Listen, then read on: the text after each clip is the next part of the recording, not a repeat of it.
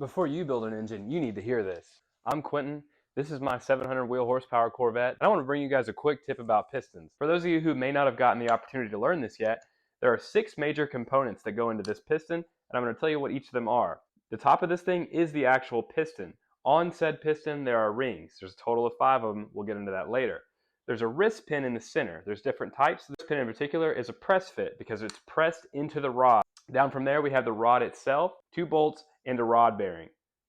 This rod in particular is considered a cracked cap rod. This is what you're going to find in most consumer cars. The reason it's called a cracked cap rod is because this rod is made as one single piece and then it's effectively snapped at the bottom to create this perfectly matched rod cap. Whenever they're pressed together, you can't even really tell that there's a gap and it still looks like one piece. Within there holds the rod bearing. This is what goes on the crankshaft. As your motor's going around, there'll be oil in here keeping everything running good. This piston in particular is called a dish piston. As you can see, there's a little bit of a deficit in the top. This makes the engine poor compression. A lot of people run flat tops or even domes in high compression motors to make more horsepower. This came out of an LQ4 6-liter from a truck where reliability and torque is more important than the peak power. But what I really want to talk about is these piston rings. There are 5 of them, and I'm going to tell you about their critical purpose that each one of them serves. If we take a closer look here, there are 5 rings on this piston. We've got the top ring here. This is going to be the one that seals the compression chamber and allows the motor to make power. There's a gap in each of these rings, and the purpose of it is to keep them from butting under the heat of the compression.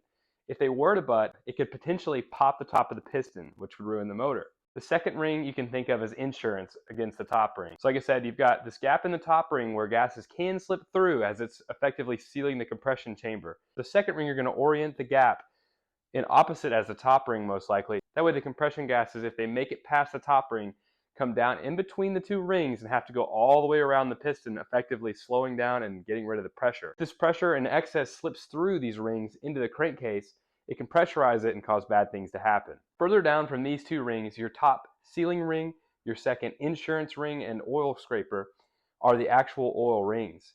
So if you can see here, there's a wavy one in there, and this one is just a spacer to keep the 2 thin oil rings in place and keep pressure on them. These are very, very low tension rings, these oiling rings that are, and they're pretty tight on the gap.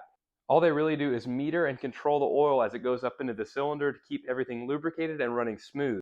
If you like learning cool things about cars, go ahead and drop a follow. If you want to know about a specific engine part or really anything else on a car, drop a comment and I'll do my best to tell you about it.